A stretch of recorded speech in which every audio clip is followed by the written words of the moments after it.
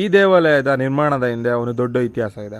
12ನೇ ಶತಮಾನದಲ್ಲಿ ನಮ್ಮ ಕರ್ನಾಟಕದ ಹೆಮ್ಮೆಯ ಶಿಲ್ಪಿಯಾಗಿದ್ದ ಜಕಣಾಚಾರ್ಯರು ತಮ್ಮ ಹುಟ್ಟೂರಾಗಿದ್ದ ಕೈದಾಳದಲ್ಲಿ ಒಂದು ದೇವಾಲಯವನ್ನು ನಿರ್ಮಿಸುತ್ತಾರೆ. ಅದೇ ಕೈದಾಳ ಚನ್ನಕೇಶವ ದೇವಾಲಯ. ಜಕಣಾಚಾರ್ಯರು ತಾವು ಕಲಿತಿದ್ದ ವಿದ್ಯೆಯಲ್ಲಿ ಪ್ರಾವೀಣ್ಯತೆಯನ್ನು ಪಡೆಯಲು ತಮ್ಮ ಗ್ರಾಮ, ತಮ್ಮ ಕುಟುಂಬವನ್ನು ಬಿಟ್ಟು ಕರ್ನಾಟಕ ಪ್ರವಾಸವನ್ನು ಕೈಗೊಳ್ಳುತ್ತಾರೆ. ಈ ಪ್ರವಾಸದಲ್ಲಿ ಶಿಲ್ಪಕಲೆಯ ಮೇಲೆ ಯಥೇಚ್ಛವಾದ ಜ್ಞಾನವನ್ನು ಪಡೆದ ಜಕಣಾಚಾರ್ಯರು ತಮ್ಮ ಹುಟ್ಟೂರಿಗೆ ಬಂದು ಈ ದೇವಾಲಯದ ನಿರ್ಮಾಣದಲ್ಲಿ ನಿರತರಾಗುತ್ತಾರೆ. ಆ ನಿರ್ಮಾಣದ ಸಂದರ್ಭದಲ್ಲಿ ಅಲ್ಲಿಗೆ ಬಂದ ಒಬ್ಬ ಬಾಲಕ ಜಕಣಾಚಾರ್ಯರು ಕೆತ್ತಿದ್ದ ಕಲ್ಲಿನ ಮೇಲೆ ಒಂದು ಚಿಕ್ಕ ತಪ್ಪನ್ನು ಗುರುತಿಸುತ್ತಾನೆ. ಕೊನೆಗೆ ತಿಳಿದಿದ್ದೇನೆಂದರೆ ಆ ಪುಟ್ಟ ಬಾಲಕ ಬೇರೆ ಯಾರೂ ಅಲ್ಲ, ಜಕಣಾಚಾರ್ಯರ ಸ್ವಂತ ಮಗ. ತಮ್ಮ ದೀರ್ಘಕಾಲದ ಪ್ರವಾಸದ ನಂತರ ಗ್ರಾಮಕ್ಕೆ ಹಿಂದಿರುಗಿದ್ದ ಜಕಣಾಚಾರ್ಯರಿಗೆ ತಮ್ಮ ಸ್ವಂತ ಮಗನನ್ನು ಗುರುತಿಸಲು ಅಸಾಧ್ಯವಾಗಿತ್ತು. ಇಲ್ಲಿನ ಮುಖ್ಯ ವಿಗ್ರಹ ವಿಷ್ಣುವಿನ ನೆಚ್ಚಿನ ರೂಪವಾಗಿರುವ ಶ್ರೀ ಚನ್ನಕೇಶವ. ಇಲ್ಲಿನ ವಿಗ್ರಹ ನೋಡಿದ್ರೆ ನಗು ಹೊತ್ತಿರುವ ಮುಖ, ಸುತ್ತಲೂ ಶಾಂತಿಯ ವಾತಾವರಣ. ಇಲ್ಲಿನ ಪ್ರತಿಯೊಂದು ಕಂಬ, ಪ್ರತಿಯೊಂದು ಶಿಲ್ಪ ಒಂದೊಂದು ಕತೆ ಹೇಳುತ್ತೆ.